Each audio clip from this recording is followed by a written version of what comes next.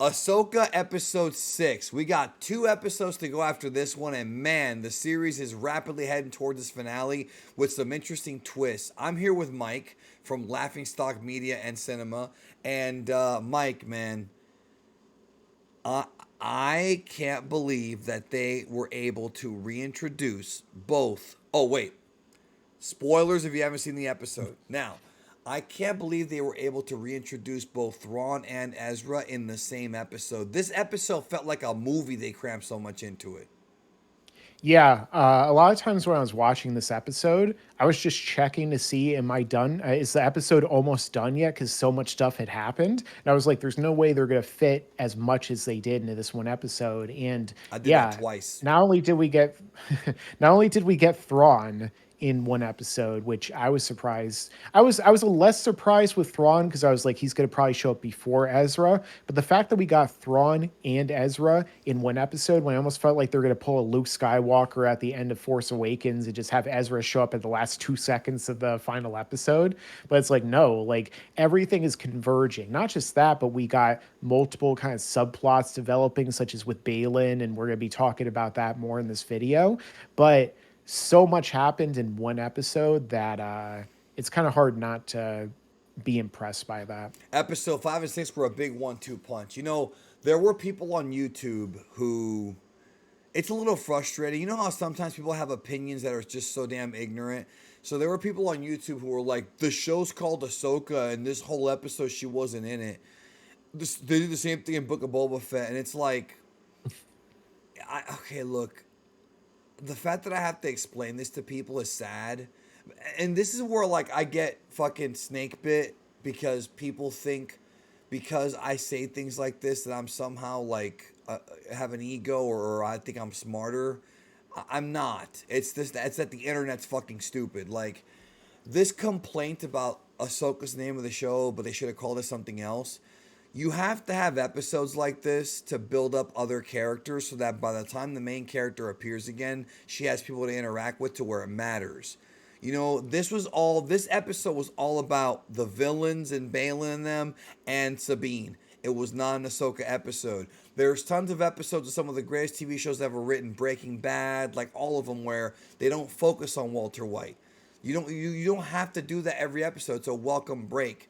And the fact that I have Yeah. to explain this to adults, bro, it's almost like they grew up watching only cartoons their whole life and don't know anything. Because that was a horrible complaint. This episode, Yeah. yes, there was no Ahsoka except for the very beginning, and I had no problem with that because this episode wasn't about Ahsoka. Yeah, the show's called Ahsoka, but it's not about her. This episode is about Thrawn and Ezra and finding out just what the hell's going on. So, how did you feel, first of all, about Lars Mikkelsen's performance as Thrawn in live action compared to the animated? I just kept thinking he looked so much like Elon Musk with a blue face. Yeah, I saw some people comment that. It's pretty funny because it's a little accurate there. But yeah, I thought he was going to do a great job the second he was cast. Because, like, years ago, I saw him in Sherlock as the villain of Sherlock season 3, and he was great in that. So when I found out he was doing the voice of Thrawn in Rebels, I thought he did a great job, even though I felt like Thrawn was kind of like not as strong as he is in the extended universe, Not even expanded close. universe. But when it came time for this, he feels a lot more like that Thrawn in this episode that we saw than he did even in Rebels. You know, even though it's the same actor, now that he's actually on screen, he could do the mannerisms, and also he's able to have his voice sound more like what Thrawn sounds like to me, which is, you know, the slow, calculated, and yet still having some of the inflections that we can only really, I guess, get through a live action portrayal. So I think he did a great job. I think I saw some people on the internet were like, why isn't Thrawn in better shape? But it's like, it's kind of like them complaining that Ahsoka isn't in this episode that much. It's like they're just struggling to find little things to grasp onto, like plot holes or little things like that. And like they're missing like the forest for the trees, you know? So a lot of them are just struggling as hard as they can to hate the show because, you know, they know their audience will respond better to that. But at the end of the day, I think that most Star Wars fans who have been watching this their whole lives, like us, are going to be like, this is awesome.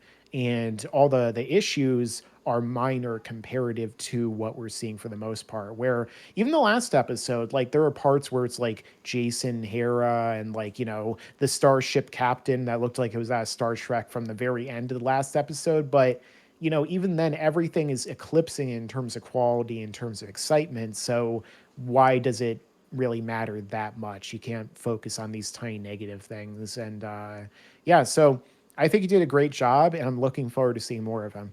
Me too. And first time we've seen him live action, he had the hands behind his back. I mean, it was done well. A little bit different than in Rebels, I would say. Definitely different than in Yeah. Rebels, but still fitting of what the character was originally supposed to be. It's just weird, man, because like the episode, I think the one thing I kept saying in this episode over and over again is, why wasn't this the goddamn sequel trilogy? This story of them going past the galaxy, finding an Imperial remnant, like all this stuff, the First Order, Snoke, fucking bringing Palpatine back again, which nobody wanted. Like these things in comparison to this, where you've got this new enemy. It's not new to us, but it's new to live action. The Night Sisters and the Great Mothers, and these like Yeah. force users that understand other aspects of the dark side that we've never seen before. Beyond Yeah. Plagueis, beyond Palpatine, they know stuff that we've never even fathomed. And you've got Thrawn as like the lead military villain. So if this would have been the sequel trilogy, Thrawn would have been a phenomenal sort of Hux, very similar role. And then you've got the Night Sisters or whatever, the Great Mother being like the Palpatine, the secret mastermind. And you could have Balin as the lightsaber wielding, dark Jedi. It's very similar archetypes they've done in Star Wars over and over and over and over and over again. But this and these concepts are so much more interesting than the rehash job they did with the Force Awakens was okay, but it was a rehash. But then with episodes 8 and 9, bringing back Palpatine, like every time I watch an episode of Dave Filoni's new Star Wars, every time it actually makes me hate the sequel trilogy more. You know? Yeah, the what we're seeing from Dave Filoni in Ahsoka feels like a continuation of the real Star Wars, Yes, whereas everything that we've seen with yes. the sequel trilogy feels like We're a going continuation backwards. of some other story that was created that loosely takes characters, Like everything we're seeing is a continuation of Clone Wars and then Rebels to live action. And that feels like true Star Wars because naturally most of that stuff started under George Lucas with Lucasfilm before Disney purchased it with Clone Wars. And so as a result, when the same people are carried over rather than a bunch of new people shoved in who are more palatable toward, this idealism, then we end up getting something that feels like what Star Wars is supposed to be rather than that. Now, in Yeah, it's a terms of logical progression. yeah, absolutely. So, in terms of all that, I do want to talk about Ezra a little bit. Now, Yes. Ezra like was basically the main character of Rebels in a sense too. And so like this really feels like a straight up continuation of Rebels in live action. And we finally get to see Ezra. Now, what do you think about his reveal overall? Cuz for me it kind of seemed like it was a little muted in a sense, like not muted, but it kind of It like wasn't as I don't know if big I'd say as we were yeah, expecting. Yeah. It like I was was very expecting subtle. like him to show up and like the big sweeping music and oh my god, Ezra, Me like too. Me everything. But too. for this, it's more like he's just hanging out, like all like hey, what's going on, Yeah, he's And being all charismatic, but the thing is, he's seen Sabine for the first time in decades or however many years it's been, and it's like, dude, that's the first time. It's like a prisoner coming out of prison for the first time. Like you're seeing yeah, I know. a woman who wants you for the first time in X number of years. Like I wouldn't be thinking about Thrawn. I'd be thinking about her dark side. That's all I'd be thinking Hey about. Sabine, you want to make a conjugal visit because I've been a prisoner for a long time. That's right, bro. And the chick that plays Sabine in this show is pretty hot, but as Sabine. But they totally, I said it in my review, they completely ripped off the Wicket Leia stuff with, Oh yeah. it's completely a jip. But again, it's logical. I'm not going to sit here and defend it. it just didn't bother me that much. You know, with the E rocks is what I call them. They're like Ewoks, but they have rocks on them. The E rocks. Um, What do you think about that little scene where at the start of the episode, Ahsoka is listening to the droid? I forget what his name is, and she's like, "You hung told me." low or whatever his name is, something like that. Yeah, very. He's hung low, but Exactly. basically, like she's like, "Can you tell me a story?" Okay, a long time ago in a galaxy far, far away. It's like you could tell that this is like a real love letter to Star Wars, whereas like they would never do something like that in the sequel trilogy. The closest we got is I got a bad feeling about this, but we got at least we got that in this too, even if it was a little bit different from Jason. Yeah, and also something else too besides what we talked about. I want to discuss the Great Mothers here in just a minute, but the Yeah. Night Troopers. Okay, we've seen quote unquote new stormtrooper variants in the sequel trilogy. We saw the First Order troopers, which have slightly better aim, and they have those weapons that can go against lightsabers. Which, hey, it's an upgrade, you know. And also, unlike the clones and unlike the draft during the Civil War in Star Wars, what they did for the First Order troopers is they went after kids, sort of like what the Jedi did, and they recruited them and enslaved them and trained them up. I like that idea. Again, wasn't explored as much as it should have been. Finn's backstory should have been much more of a focal point, but that's neither here nor there. And then we've got those Sith troopers in Episode 9 with the red armor, not the Praetorian Guards, the ones that were actually like the stormtroopers. And the whole idea was, okay, these are the elite. And there was a rumor that I remember reading, which would have been so fucking awesome, that they were cloned from Luke's hand, so they were stormtroopers that knew the Force. Yeah. Can you imagine having to fight stormtroopers that know the Force? That would have been a totally new kind of challenge for the baby faces. And again, no, we're just gonna have the same shit as always. We're not gonna give you anything new. We're gonna do the same old shit again and again. But here we have the Night Troopers. Mm. These guys, I don't know if they can aim better, but these guys certainly are under the umbrella of Thrawn because they seem a lot more cunning than Yeah. than regular stormtroopers are. I like how they're more personalized too. Like not only do they have varying different armor like patterns a little bit with the gold and the white, but then we have like their leader Enoch. And the second they A introduce book from like the Bible a or named, from the yeah. yeah. So it's definitely interesting where they have a character like that who is like a lead stormtrooper, I suppose, and he has like the golden like Praetorian, you know, like the Romans or even like the ancient Persian masked armor, and it's like immediately it draws attention to that. I just kind of hope it's not going to be another whatever his name Inquisitor was who just got killed and turned to dust and we never got an explanation for it. You know, like Marek or why whatever, did right? Marek, yeah, yeah. Merrick from Yu-Gi-Oh! And so, you know, he didn't use any Egyptian gods, so I don't quite know what the purpose of him was, other than I guess he was just an inquisitor who was made of smoke. But maybe we'll find out in the future. So let's talk about Balin for a minute here, and then we're gonna Yeah. talk about the Great Mothers. Balin's character was interesting because I like how Thrawn kind of is using him as a hitman to get rid of Ezra and Sabine. So now we've got two and a half Jedi. We've got Ahsoka, we've got Ezra, and we've got Sabine, who I call her the half Jedi. She's not there yet. And then we've got on the other side Balin and Shin. But Balin was Yeah, interesting Shin in Hati.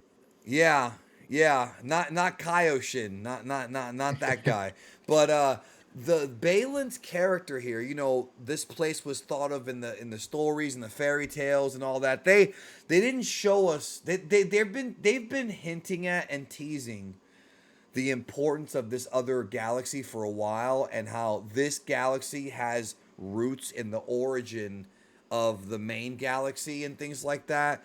But when he was talking about like something is calling me here, you know, it really Mhm. reminded me of some of the stuff that was in the Disney EU or the Disney books that came out during the sequel trilogy where they teased a bunch of shit that never happened. You know, there was, if you remember, and I don't know if you remember if you ever read them, because I was at this point, y'all, I was really into Star Wars, like what Disney was doing. So they were hinting from Palpatine, because he said it. There was like a story about where he said that he felt the dark side calling to him from Exegol. Or not from Exegol, I wasn't from the unknown region where Exegol happens to be at. But they were basically hinting back then that there was a greater dark side power or some kind of magical artifact or even a being that lived in the unknown region, and that Palpatine Yeah. wanted to harness that power, right? And that was always interesting. At one point, I remember he said that Jakku was a planet that had something very important happen thousands of years ago, and it would be important again. And the sequel trilogy did nothing with that because the fucking shit sucks. And no matter what, when you read the books, they're a waste of time because the directors can just write over it and it doesn't matter. They try to make connect, but then they contradict it.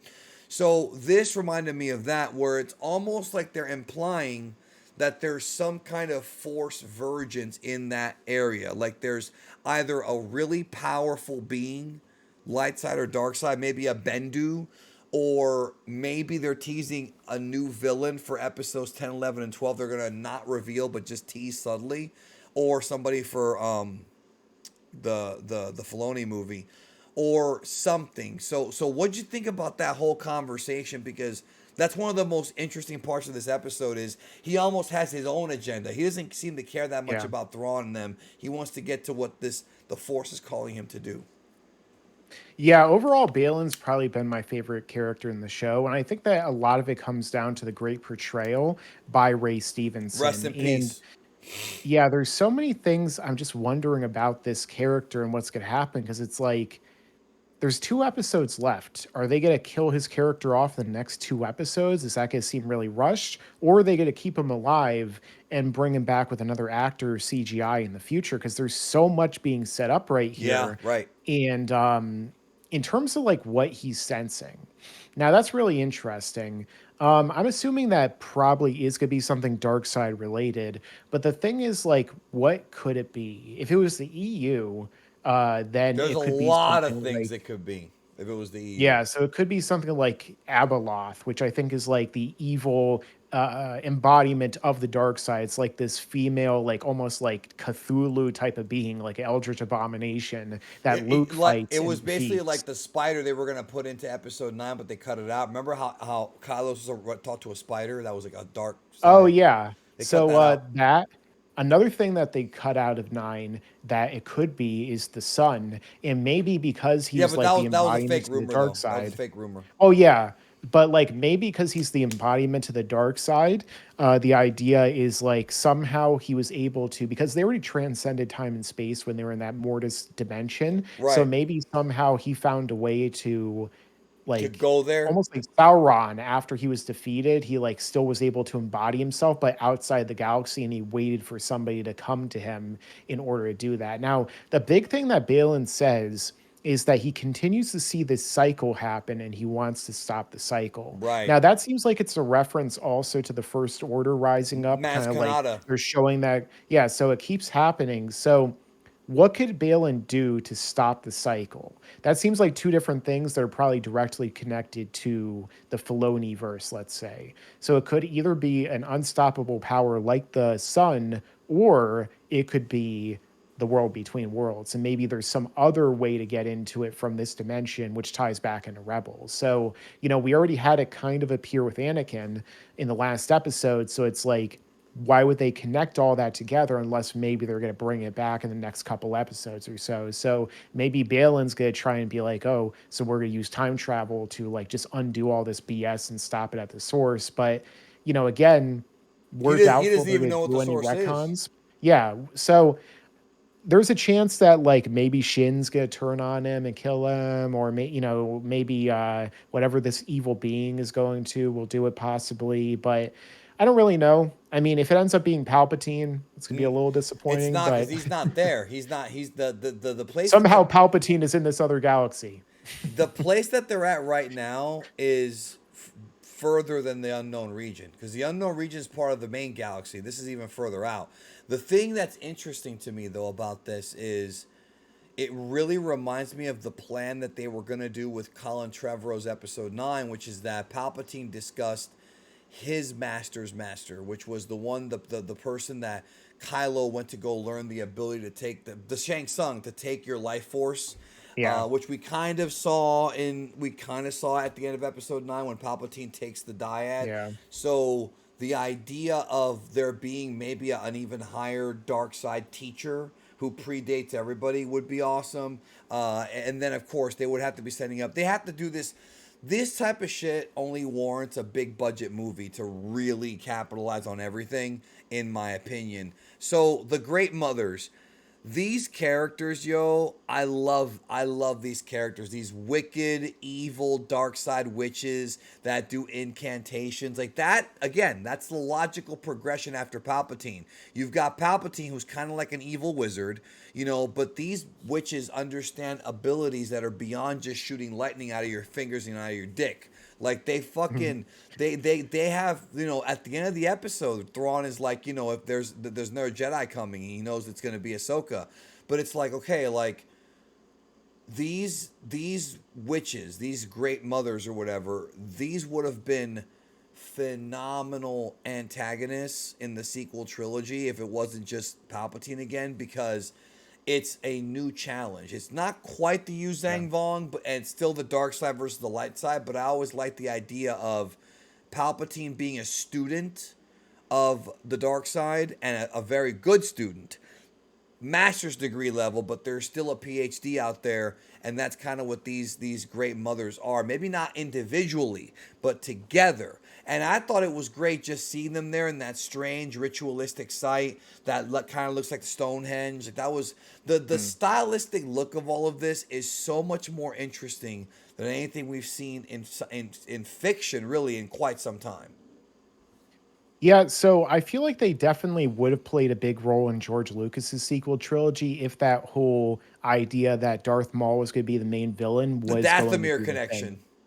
Yeah, so like they're the ones who brought Maul back in the Clone Wars after his brother, who's also powered up by them, did. I think that Grievous killed the Great Mother or whatever that was on Dathomir at the time, which is like the only impressive feat he really has. But aside from that, like we didn't really get to see much of them. So yeah, like it's kind of like when we saw that episode, The Clone Wars, where Sidious and Dooku were doing like some dark side magic spell to try Yep. and like Yep. turn either Yoda or Anakin away from their current path. I think they were trying to stop Yoda because he was gaining the ability to like resurrect himself afterwards. So Yeah. there's still like a lot of that stuff to explore. And it makes sense to think if there's like a force planet where they learned how to, master that ability, then there would definitely be a dark side equivalent. Another thing I was thinking of is remember in The Last Jedi when Rey like is on that planet with Luke and she immediately like goes to that dark side well or whatever. And they never really expand on anything with that. All that happens is she goes down there, she snaps it, it turns She into sees JoJo's Bizarre herself. Adventure. And then she figures out, I guess I'm myself, Well, like well, on a the story subconscious was level. the story was And that the force was telling her that she didn't need anybody but herself and that she was her own family. That was the whole thing. She don't need no man. She's a strong, independent woman. And she's got the force stronger than a master. She could beat Luke Skywalker with a stick. It doesn't matter. Right. And you're right. And that scene, I think that scene was art house artsy fartsy shit that Ryan Johnson does. It was a good scene. I won't lie, but it's just, you know what I mean. I thought it was just sort of, They did oh it better well, in it's JoJo.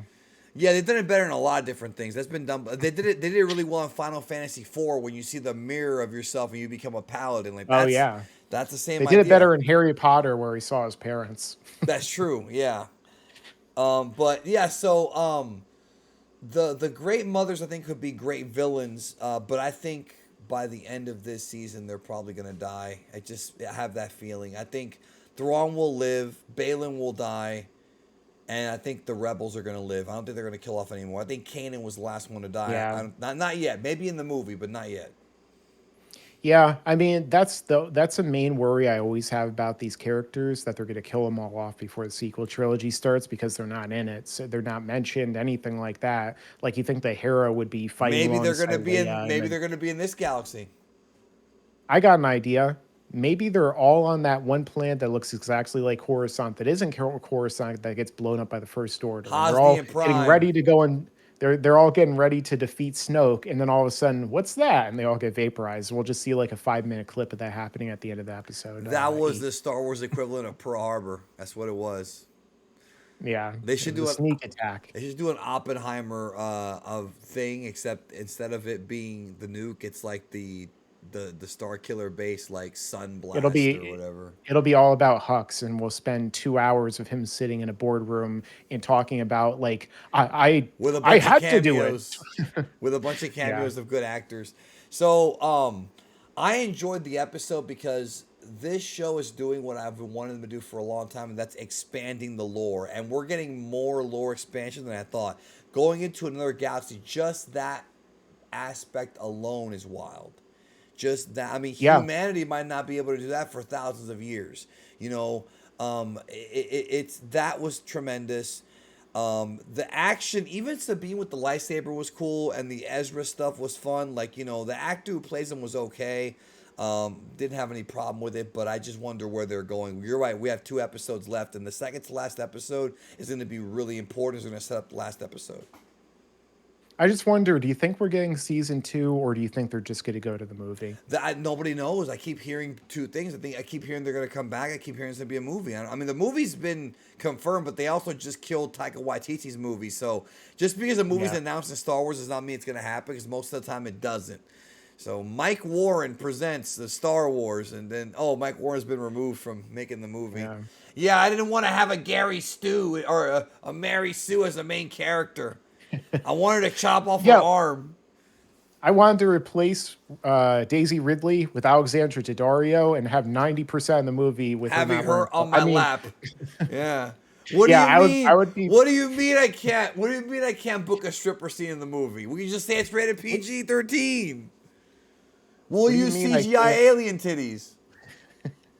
What do you mean I can't have a scene where Amelia Clark is dressed as Slave Leia, and it's very gratuitous. What do you mean my main character has to be a trans African from another universe? What are we talking about? I don't want to do that. Anyways, but no, man, I like this episode a lot. The world building is great. Thrawn is great. I kind of wish we had spent more time with Thrawn and Ezra earlier in the season, but if they come back for season 2, maybe that's what they're going to do. Or these last 2 episodes could be long. I would assume the last one's going to be over an hour. I would assume 6 hours long. And I'm the one who directed it. 6 hours is a You gotta long have time. two intermissions in it too along the way. Just give Yeah, people time piss to think, breaks. aka skip over it. You gotta go get your sandwich. Anyways, so I liked it. What did you think? Yeah, I thought it was great. Overall, I'm not sure if I loved it as much as the last episode. It's really hard to beat all that live action Clone Wars stuff with Anakin, but Right. it's great. Great introduction of Thrawn, reintroduction of Ezra, a ton of exploration of lore, and moving the plot forward and going into uncharted territory. As Red Letter Media says, they broke new ground, literally this time, because they went to another galaxy. And yeah, it's great.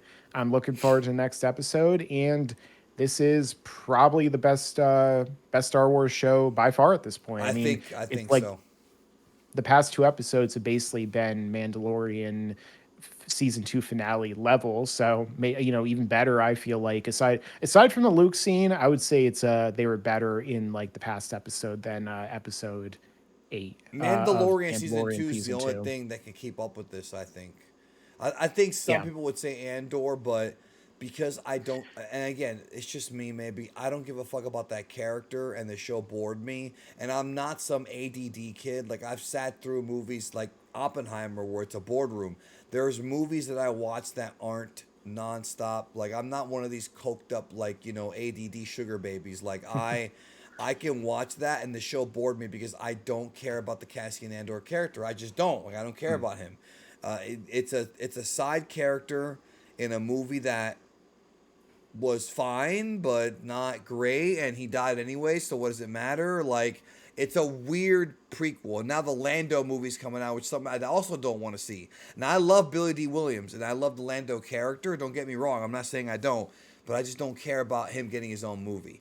yeah. If But they the can make a movie Ahsoka, about anything, yeah, why not the Knights of the Old Republic or something? Why Lando? Like, yeah, right. oh, name recognition, I guess, Because he's but Pan, bro. He's Pando Lando.